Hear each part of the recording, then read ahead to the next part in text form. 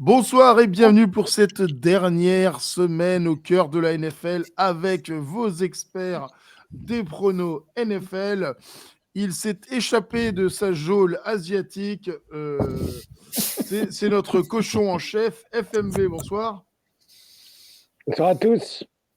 Voilà, Donc, cochon en chef, comme on peut le alors, voir la nouvelle derrière du lui. jour, c'est quand même la nouvelle mascotte des Commanders, qui ressemble Magnifique. Non. fortement Attends, à un cœur, avec un gros cœur comme Rico. Wow. Non, t'es sérieux? C'est vraiment. Non. Oui, c'est Colonel, Ah, Colonel Rico. honnêtement, D'ailleurs, honnêtement, Comme le ce tu vas leur faire soir, un on jouait à tu vas ce soir. Alors, Le bah, mec qui bosse à la pardon. communication chez eux, il se marre encore. Hein. Ah ouais. C'est l'auteur de l'American Sport, c'est notre auteur à succès. Il s'agit d'Olivier Rival. Bonsoir. Salut, ça va bien? Ça va. Il est loin, loin, loin d'Internet, puisqu'il est en Haute-Savoie. C'est pas là où il y a les Black Panthers? Si, hein. Voilà. Et donc, il est parti voir le pote Hippo. Il s'agit de notre expert international, Rémi. Bonsoir. Salut à tous. Donc voilà. Ce soir. Qu'on voit pas Rémi, c'est The Ghost Ah of oui. Rémi. Voilà, parce qu'en Haute-Savoie, il y a plein de choses, mais il n'y a pas Internet. Pas encore, apparemment. Voilà. Donc ce soir, vous avez un duo vidéo avec FMB et Olivier et un duo audio avec Rico et Rémi. Voilà, donc c'est la dernière semaine de NFL ou peut-être pas, puisqu'il reste un match de la Week 17 ou pas, on ne sait pas très bien, c'est la merde. Je tenais à signaler quand même que quand on sait on parle régulièrement des millions et des millions que brasse la NFL, normalement, les mecs ils doivent avoir une cellule de crise capable de...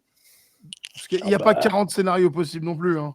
Non, mais attends, tu sais ce qui s'est passé? Roger Codel, déjà, il a mis 1 heure à dire qu'est-ce qu'on fait, on fait quoi? Il a dû appeler tous ses potes avocats. Alors, les gars, on fait quoi? Bah, je sais pas, c'est toi le bot. Non.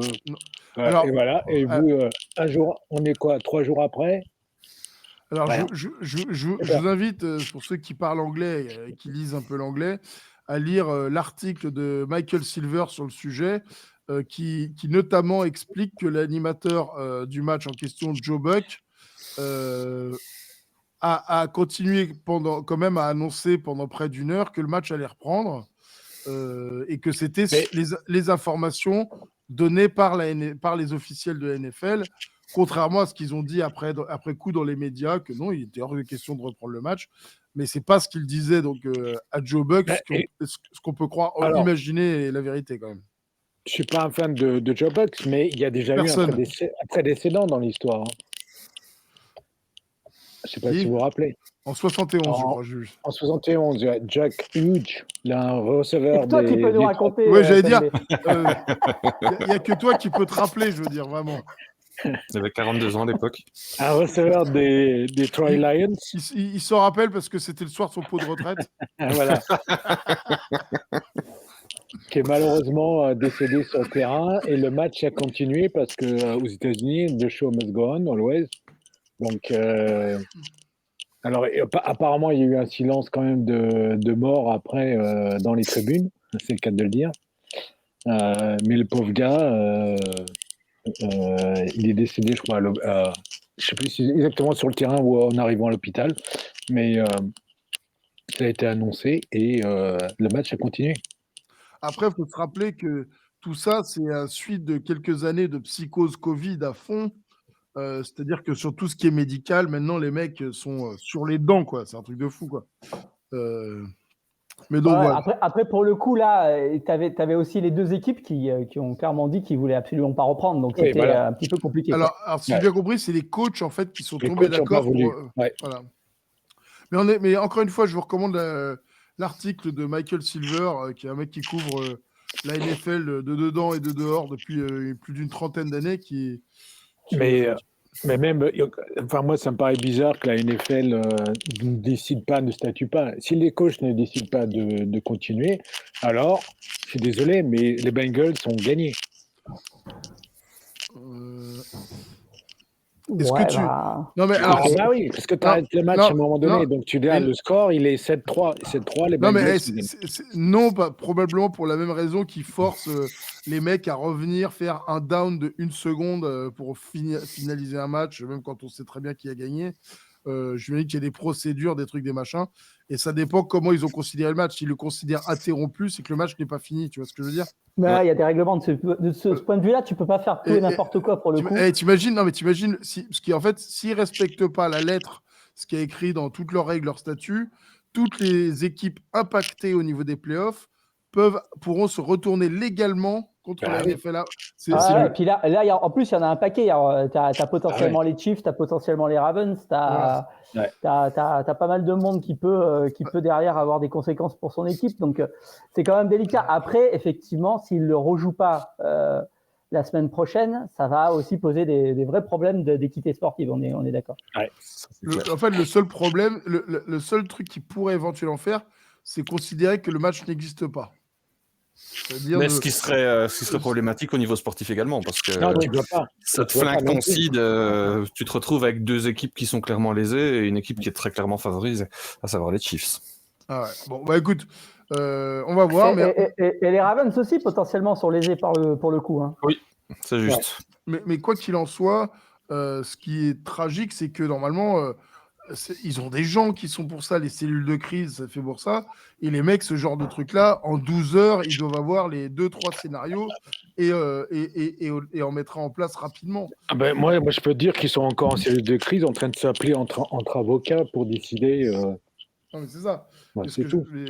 Et ce que je veux dire, c'est que je trouve le temps de réactivité choquant, en fait. Ah bah oui, la Roger Codell, je pense qu'il va servir. C'est surtout qu'on n'a pas l'habitude de voir ça. On a plus l'habitude de voir ça avec la Fédération française de football. Ah ouais. Non, mais c'est ça. La NFL, d'habitude, c'est vrai que c'est un peu plus réactif.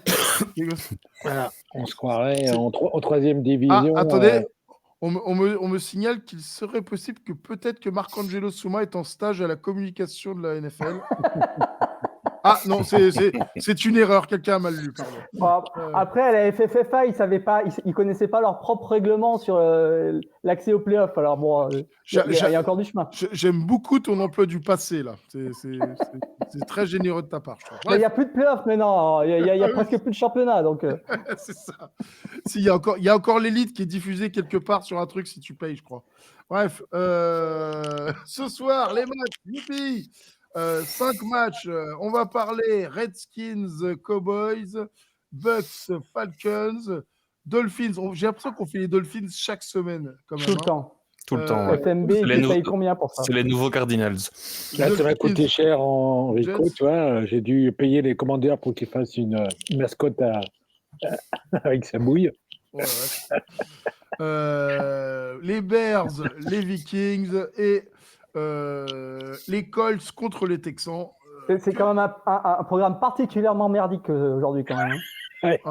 Alors, moi, les gens qui participent, c'est du Rico, hein.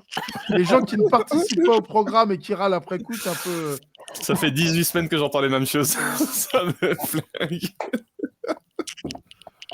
Mais je suis content qu'on termine quand même cette émission, cette saison sur le plus gros match de l'année quand même, Texans Colts. Ouais, Texans Colts, ça c'est quand même du grand match. Et ben étrangement, c'est celui où vous êtes le moins d'accord, quoi. Tu vois, c'est ça le problème. Ouais, parce que c'est celui où on n'a pas regardé pour lequel on votait. C'est exactement ça. J'ai voté en fermant les yeux, donc je compte sur toi pour me rappeler pour qui j'ai voté. Ouais. C'est très sympa. Allez. Et ça marche qu'on ne pouvait pas voter égalité d'ailleurs, hein, mais bon. Voilà, je tenais à rappeler à tout le monde que j'ai attaqué ma remontée formidable il y a quelques semaines et que ça se poursuit, puisque ça fait 3 semaines d'affilée que je suis sur le dessus. Je suis le premier surpris. Voilà. Et moi, je veux bien être le deuxième surpris parce que. De mon titre, hein. C'est Rico champion du monde des pronos en 2023. Je continue sur ta lancée. Ça a commencé même avant. À contre-cœur, je suis obligé de le dire, mais. Voilà, là, c'est 3 semaines improbables, qui fait que je suis ravi pour la première fois cette saison, d'arriver au milieu de tableau plutôt que de lécher le fond, quoi. Voilà, avec une petite marge confortable sur celui derrière moi. Donc, ça me ravit. Mais rappelez-vous que n'importe quelle semaine, je peux faire un 6 sur 16, donc ça ne veut rien dire. Le premier match ce soir, les Redskins contre les Cowboys. Donc les Cowboys contre les Indiens. Eh bien, je vois que FMB est prêt. Les Commanders. Oui, les Cowboys contre les cochons. C'est pas... J'ai toujours du mal avec le politiquement correct. C'est Dallas à Washington, s'il te plaît. D'accord. Bref. FMB, je ne suis plus qu'à un point de toi au classement. Ouais. Profites-en bien, c'est la dernière semaine. Voilà. Ouais, là, je te fais des cadeaux, hein, parce que comme c'est Noël et on a raté, donc je te fais 3 matchs au moins où tu peux me rattraper. Donc là, alors j'ai mis Washington. Pourquoi Parce que j'en sais rien.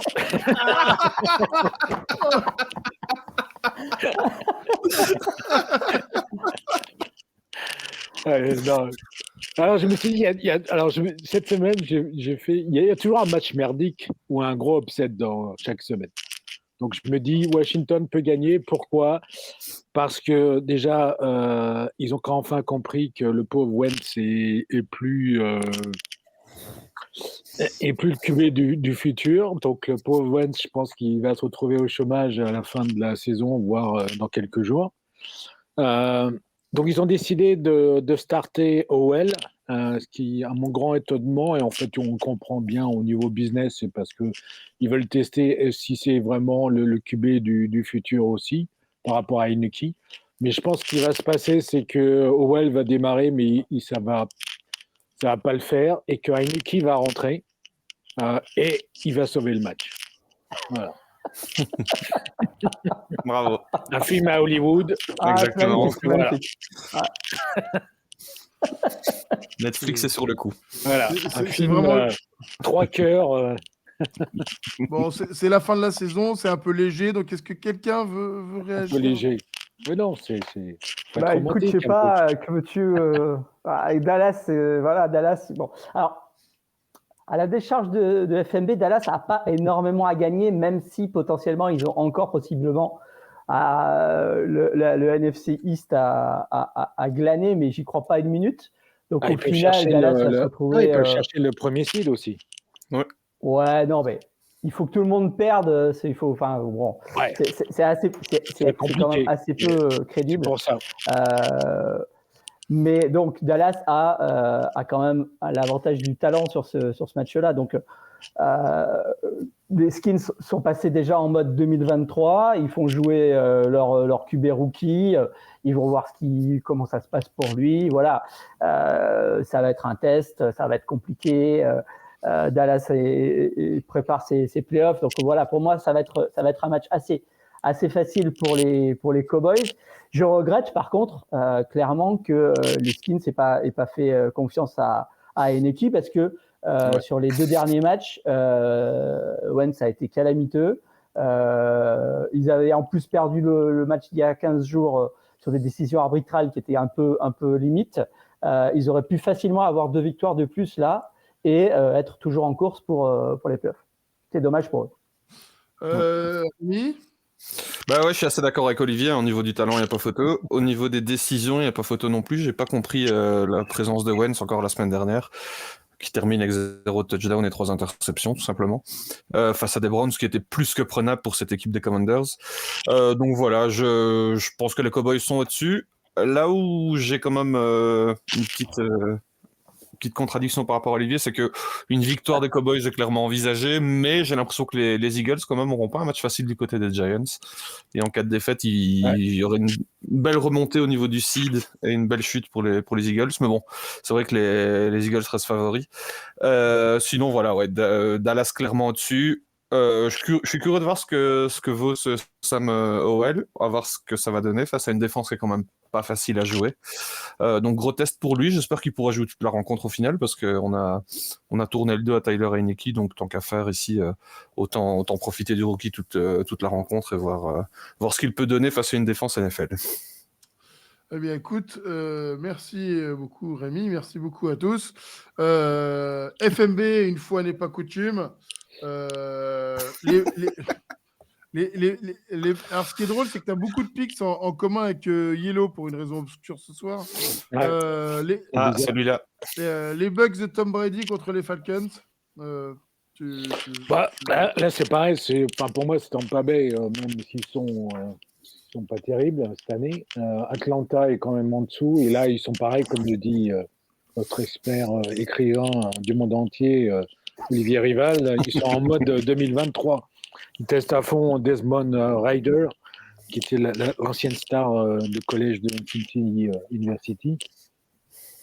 Mais je pense que ils sont ailleurs déjà, Atlanta. Donc, est-ce que ils se posent la question quel va être le QB l'année prochaine, comme pour Washington. Est-ce qu'on va drafter? Je pense que la draft 2023 va être intéressante dans le sens où on va encore aller chercher des QB qui...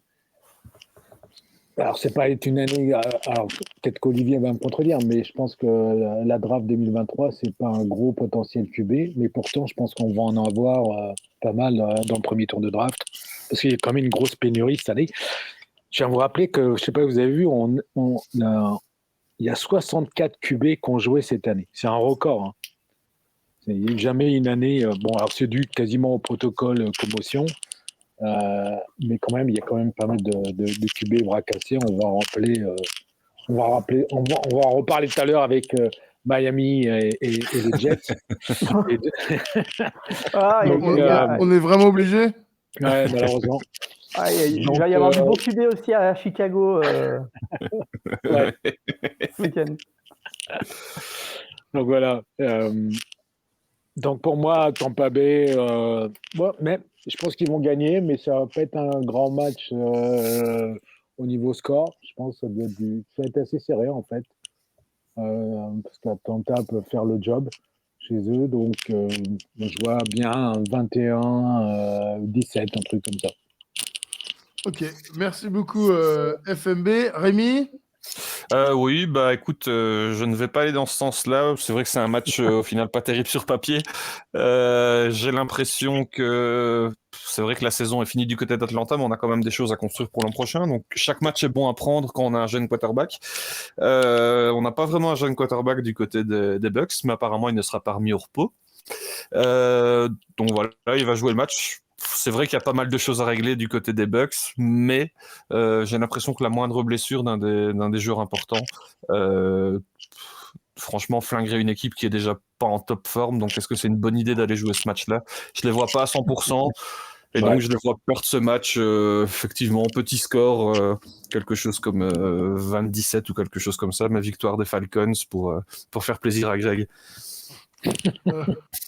Et Brady, il paraît qu'il revient l'année prochaine en plus. Ouais. Putain. Si on parle d'un mec dont il faut réanimer la carrière. Olivier, un mot sur Bucks Falcons?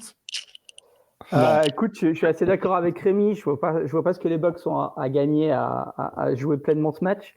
Ils sont pick 4, ils sont pick 4 dans le tableau. Ils sont très très chanceux d'être à ce niveau-là. Ils peuvent pas finir à 8. Franchement, je suis assez dégoûté de voir qu'une équipe aussi mauvaise que ces Bucks vont être en playoff dans d'autres équipes du style peut-être l'équipe qui va perdre le Packers Lions par contre va rester chez elle quoi, parce que les Bucks franchement à part Brady c'est vraiment naze, rien du tout.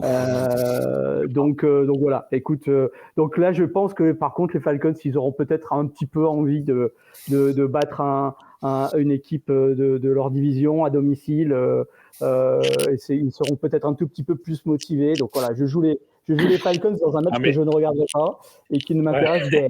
Les gars, les Bucks ne peuvent pas finir à 8-9, c'est pas possible. C'est pas possible. Tout est possible. Non, ce serait honteux pour la NFL. C'est déjà honteux qu'ils y soient, donc l'un dans l'autre. Alors, quelle équipe mérite le moins d'être en playoff? C'est une bonne question, ça. Ça sera les Bucks, hein, pour moi, c'est clair. Clairement. Et ils joueront un match à domicile en plus, c'est dingue. Non, le pire. Quoi, les Saints se sont sortis ou pas? Attends. Oui, bien sûr. Ouais, justement, les Saints, ils auraient pu à un moment, et puis bon, voilà. Voilà, le match dont personne ne veut plus entendre parler jamais, mais qu'on va quand même faire. J'ai l'impression qu'on a fait 8 fois ce match cette saison. Les Dolphins contre les Jets. Olivier, tu as la main. Alors, ce match, j'ai décidé de le baptiser le concert des L5, puisque les deux équipes viennent de perdre 5 matchs de suite. Donc, elles ont un petit L5 à côté de leur nom dans les classements. Le duo de L5.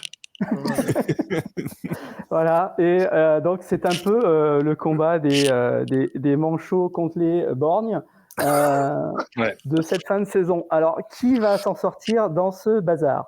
Le loser ball. Franchement, bon, effectivement, les Dolphins ont quand même quelque chose à gagner, en espérant que les Patriots n'arrivent pas à battre les Bills, et ils peuvent encore espérer aller jouer en play-off. Je serais très très heureux pour l'équipe qui va se taper les Dolphins au premier tour des playoffs si c'est le cas, parce que pour eux ça va quand même être relativement facile. C'est un peu comme une bye week, quoi. Surtout si c'est toujours Skylar Thompson qui est le QB de notre joyeuse équipe de Miami. Mais bon, écoute, franchement, les Dolphins étant encore plus en décomposition que les Dolphins, je joue les Dolphins. Les Dolphins en playoff, c'est un peu comme une bye week supplémentaire, quoi. C'est un peu ça. Rémi, tu as quelque chose à dire? Écoute, je pense que on a parlé de Skylar Thompson. Je sais pas si ce sera Teddy Bridgewater ou ce sera Tua. Je pense que Tua ne sera pas là. Tua, il joue pas. Bridgewater, à mon avis, est légèrement blessé à la main. Premier contact, Bridgewater sera dehors. Ouais. Et on a constaté que Skylar Thompson ne savait pas lancer la balle plus loin que 2-3 yards. Et c'est déjà compliqué pour lui. Heureusement que c'était lui d'ailleurs face aux Patriots la semaine dernière. Parce que je pense qu'on aurait pu mettre le deuxième ou troisième quarterback de n'importe quelle autre équipe et ils auraient gagné le match. Et donc voilà, je pense que les Jets peuvent faire le boulot parce que c'est le genre de match qu'ils aiment bien gagner, c'est-à-dire des matchs qui ne servent à rien. Et le match pour faire chier, quoi. Faire chier, ils le font très très bien. Et ça fera plaisir à Scooby, mais je les vois l'emporter dans un match effectivement pas terrible.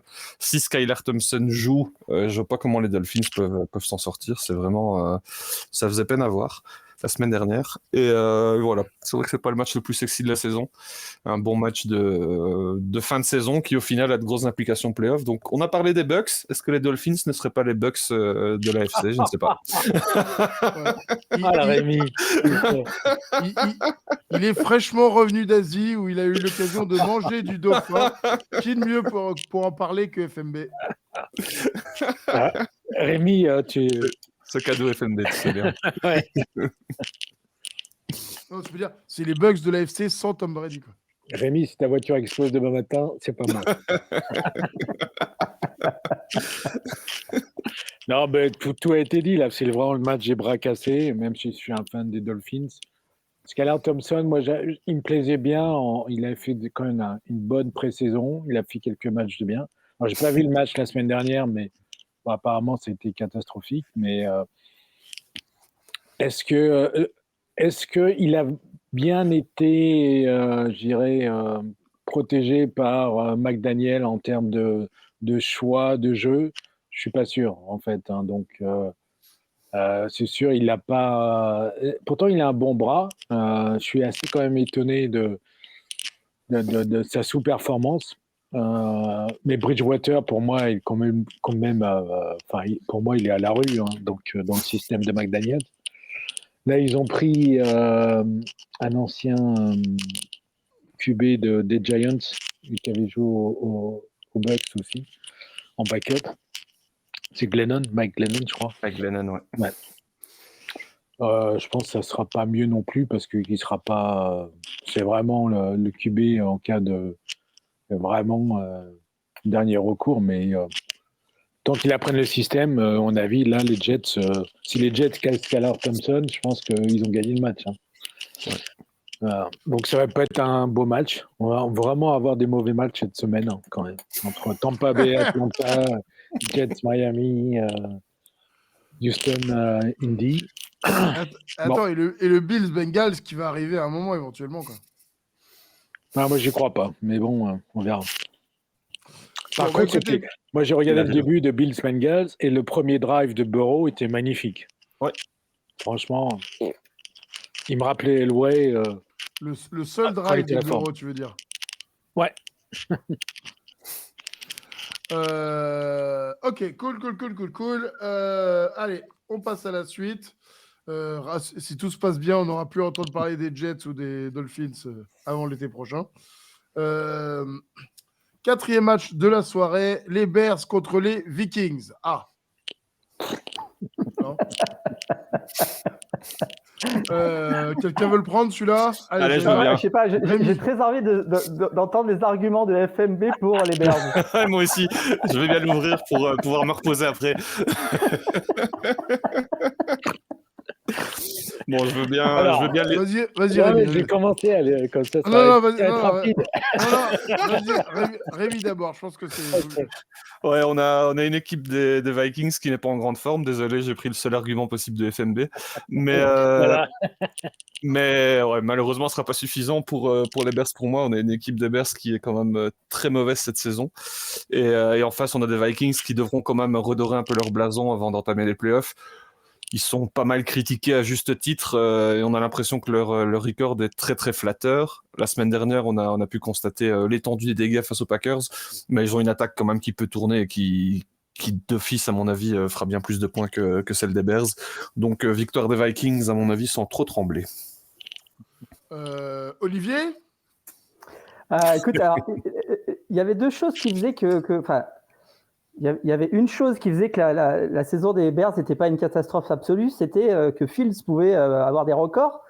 Et il s'est blessé à 60 yards du record, donc c'est vraiment des losers, clairement, c'est Bears cette année. Alors, l'avantage, c'est que s'ils perdent et que Houston gagne, ils vont se retrouver avec le premier pick de la draft. Alors, on va se demander s'ils n'auraient pas plutôt intérêt à regarder les Vikings jouer. Du côté de Buffalo, on est très content parce qu'on va avoir l'occasion de revoir notre ami Peterman en quarterback du côté des Bears, qui est quand même le pire QB de l'histoire de la NFL du point de vue statistique, faut pas oublier ça. Donc on va voir s'il va arriver à se débarrasser de cette casserole en arrivant à avoir des stats potables contre les Vikings. Franchement, alors les Vikings, je trouve que c'est clairement une équipe qui est un petit peu essoufflée, qui est sans doute très très surcotée, qui a pris deux fessées récemment, mais je les vois quand même pas perdre contre Chicago. Peut-être un avis divergent, FMB? Oui, je pense que les Bears vont finir sur une belle victoire comme ils ont commencé la saison. Je tiens à rappeler qu'ils ont quand même battu les 49ers en début de saison, qui est pour moi la grosse quand même cylindrée de la NFC. Donc, avec Dallas. Donc, et Philadelphie. Bon, c'est vrai que... Bon, mais voilà. Donc, ils ne peuvent pas finir sur... Alors, j'espère que la neige va être là, peut-être, pour les aider. Histoire que l'avion n'atterrisse pas, c'est ça? Si ils tombent de mettre de neige, effectivement, ils ont une chance. Bon, ok, très bien.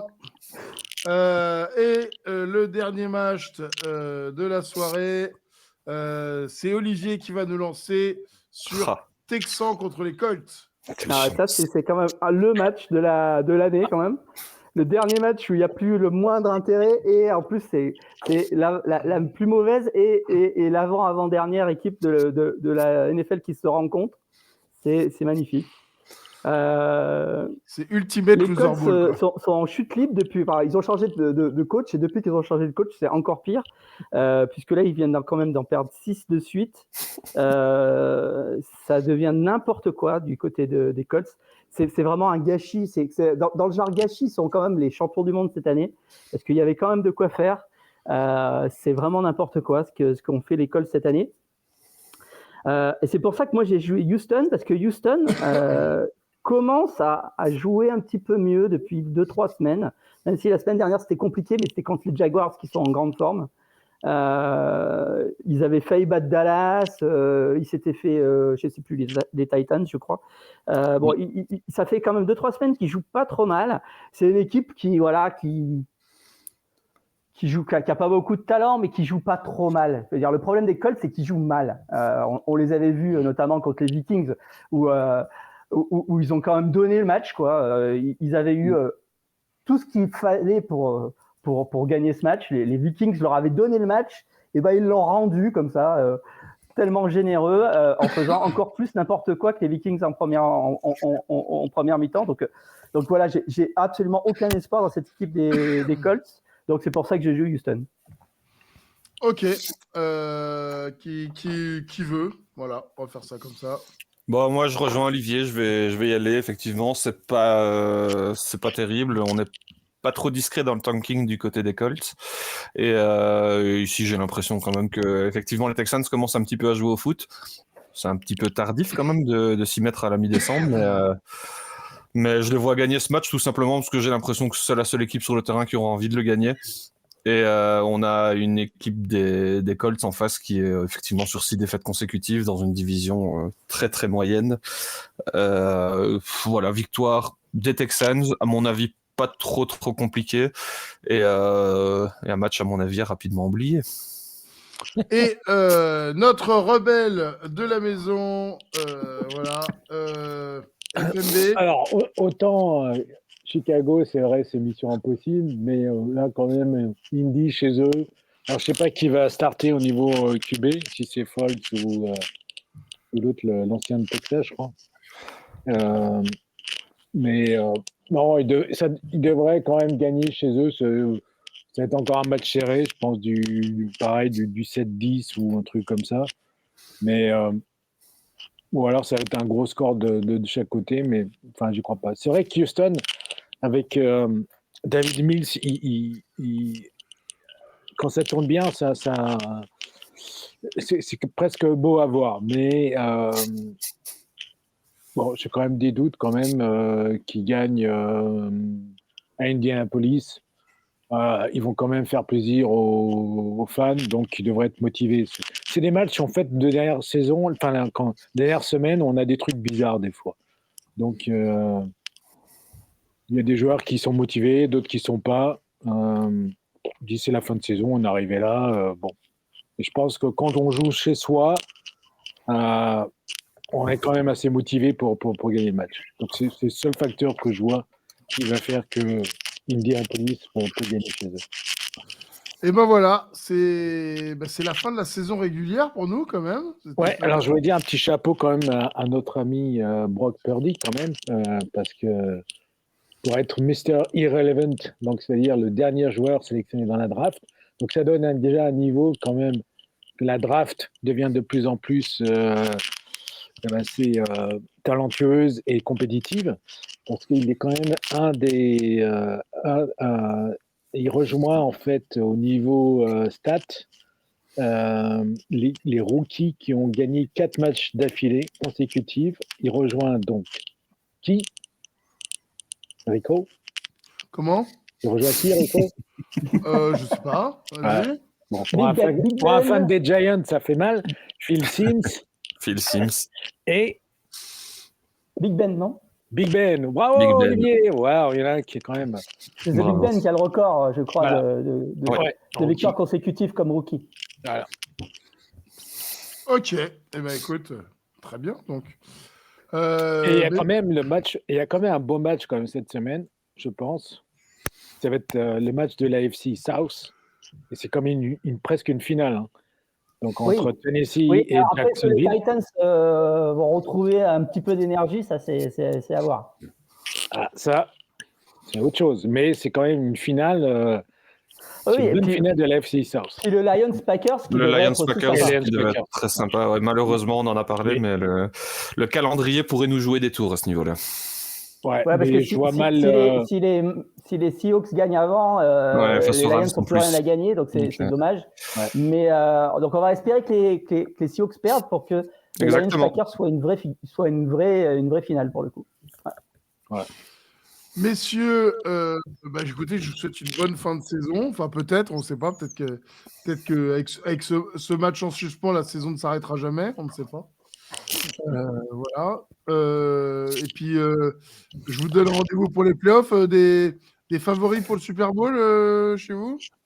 Ben, moi, j'avais les Bills, mais j'étais un peu déçu là, du premier drive là, qu'ils ont quand même bien merdé face à Burrow, je trouve, en défense. Notamment le safety sur le beau TD de Burrow, qui, au lieu de rester en deep, je ne sais pas pourquoi, il va dans la zone intermédiaire réservée aux linebackers. Donc, Burrow, il l'a vu tout de suite. Boum. Donc, moi, je voyais bien les Bills en finale, mais en Super Bowl, je veux dire, mais je ne suis plus. Là, ça va se jouer, je pense, entre encore les trois, Kansas, Cincinnati et les Bills. Et de l'autre côté, c'est difficile aussi parce qu'avec 49ers, Dallas et Philadelphie, qu'on ne peut pas. Voilà, peut-être. Je ne sais pas. C'est difficile de pronostiquer les équipes du Super Bowl. Dans le passé, c'était beaucoup plus facile. En même temps, c'est plus facile si tu cites la moitié des équipes en playoff que tu le faire. Pour la NFC, il y a les Eagles, les Seahawks, il ne faut pas ignorer les 49ers et les Vikings. Bon, alors, pas forcément. Ok, alors je me lance. Donc, je veux dire, allez, Bills, 49ers. Okay. Pareil pour moi. Tu vois. J'étais sur Bills 49ers. Vous n'êtes pas drôle parce que moi aussi, je vais avoir le Bills 49ers qui est le vieux fantasme des années 90. Là, exactement. On n'a jamais eu ce Super Bowl alors que les deux équipes étaient à leur top à cette époque-là. Ouais. Je me souviens même à l'époque où O.J. Simpson était commentateur à la télé. C'était avant qu'il tue sa femme. Ouais. Et il s'était fait comme lui, il est de San Francisco et qu'il a joué aux Bills, il s'était fait une jaquette moitié Bills, moitié 49ers, une starter jacket qui brille là de l'époque. Et je rêvais d'avoir cette jaquette que O.J. Simpson portait à la télé à l'époque. Donc oui, j'espère que ça va être ça. J'espère juste que les Bills sont pas trop la tête dans le seau après ce qu'ils ont quand même vécu, qui a été quand même un petit peu compliqué lundi soir. Donc vous voyez pas un petit Bengal Giants, un truc sympa comme ça, non? Non. Moins. Non. Messieurs, je vous souhaite une bonne dernière semaine de NFL, un bon week-end. Et on se parle la semaine prochaine pour causer playoff. Yam. Messieurs, bonne soirée. Magnifique. Bonne soirée. Ouais.